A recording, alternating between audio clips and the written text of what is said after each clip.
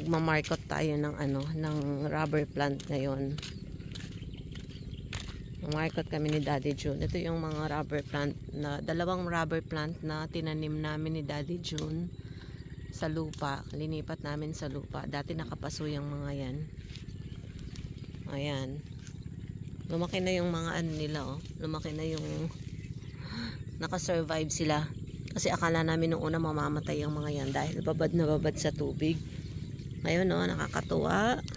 Dami, nag-branch out na sila. Oh, nag-branch out. Nag-branch out na tong ating rubber plant. At ang taas-taas na rin. So, ang gagawin natin, imamarkot natin yan. Siguro banda dito or banda dito. Mamaya makikita natin kung paano imamarkot or kung saang part imamarkot ni Daddy June yan. Nagpe-prepare na si Daddy June ng materials na ating gagamitin. Ito yung materials. Ayan yung materials na kailangan natin sa pagmamarkot ng ating rubber plant. Yan. Use na cup, plastic cup. Pinalagyan ni Daddy June ng ng butas sa ilalim. Yan. Diyan natin ilulusot yung yung pinaka-stem ng ating rubber plant. Yan.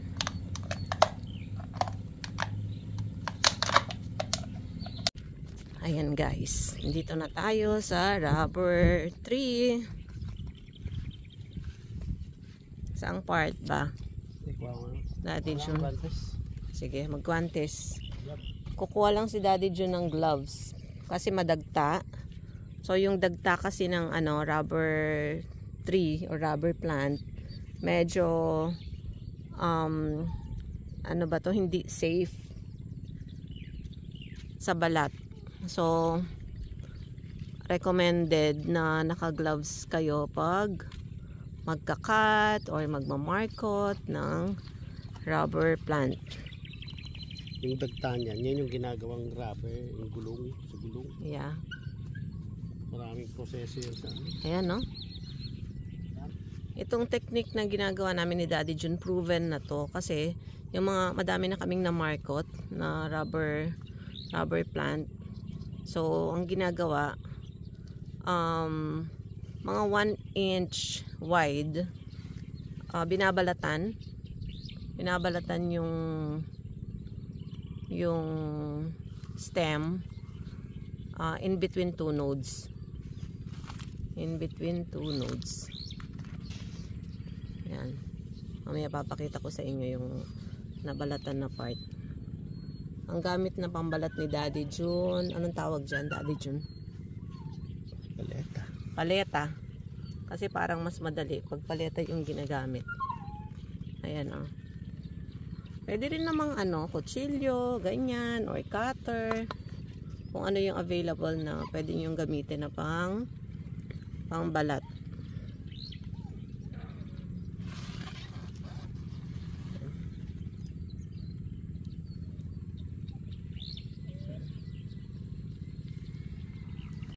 Ayan, oh. Balatan natin ang siguro mga siya, ang kapal niya mga 3 mm yung balat niya. Oo. 3. Ayan. Ayan, kailangan natin yung balatan. Tulad ng ginagawa ni Daddy June. Ayan. Mabalatan.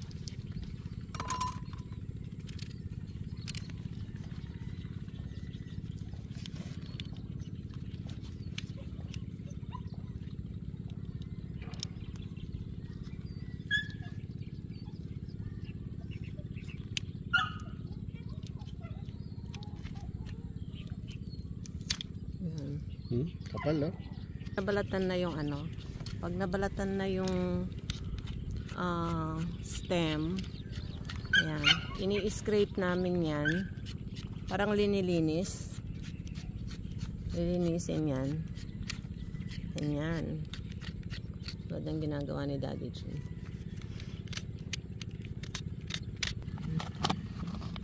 Pag nalinisan na, ang ginagamit na lang namin itong plastic cup. Binutasan yan sa sa ilalim, tsaka kinat sa gilid para maipasok yung plastic cup dito sa stem. Ayan.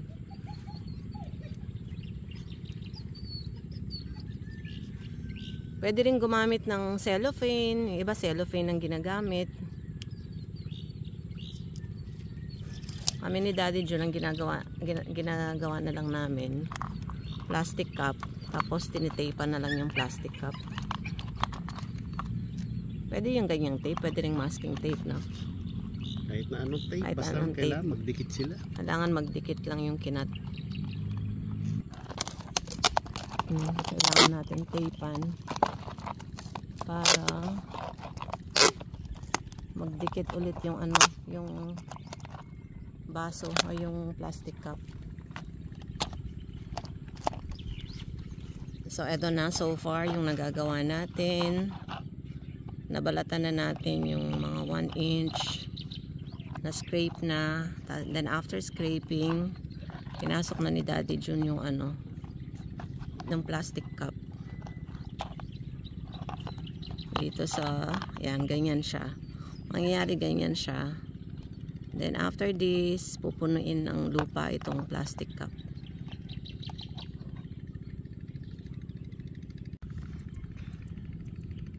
Ayan, pupunuin na natin ng lupa itong plastic cup.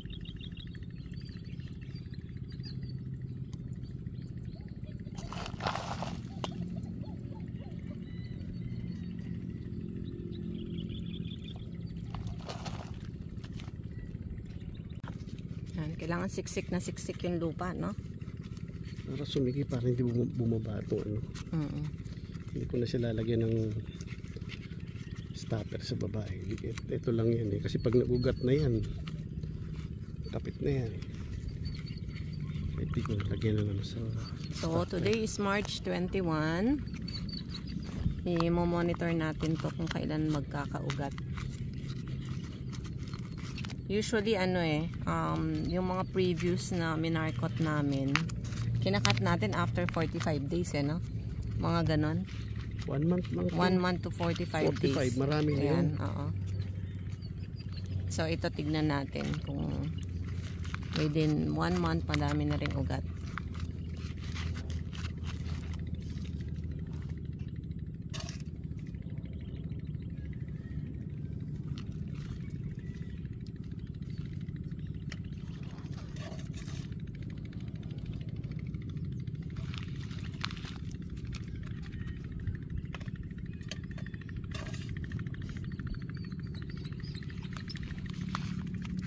Ayan, so ganyan lang. After ma-fill up ng lupa itong pwedeng talian around the cup para hindi bumuka yung itong cup na ginamit natin. Kailangan lang i-secure. Tapos didiligan lang ng konti yan, Daddy. Kailangan diligan. Diligan ng konti para basa yung lupa. Then on a regular basis, dapat dinidiligan. Yan, para may space yung tubig.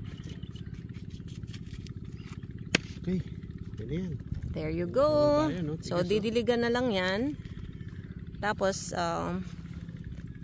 that's it. I-observe na lang natin. Pag natutuyo yung lupa, diligan lang. Isa pa. So, tapos na tayo dito sa unang rubber plant. We're moving on sa isa pang rubber plant. Pero yung proseso, the same. Basically the same. Pakita ko lang sa inyo itong isa pang rubber plant na tinanim natin sa ground. Tingnan nyo. Yung mga rubber plant, nagba-branch out talaga on their own. Especially pag nasa natural habitat sila or nasa ground. Tulad ito, every node niya, nag-branch out na to.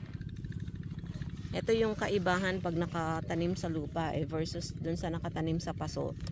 Pag nakatanim kasi sa paso, limited yung growth. And based sa experience, yung mga nakapaso namin na rubber plant, usually sobrang tagal bago mag-branch out. Tapos, hindi lahat ng node nagba-branch out as compared to this one. Oh, from ayan oh, lahat ng ano niya, lahat ng node niya nag-branch out. Oh. First time ko ding makakita ng ganito kasi first time din namin ni Daddy Jun na magtanim ng diretso sa lupa. So there you go.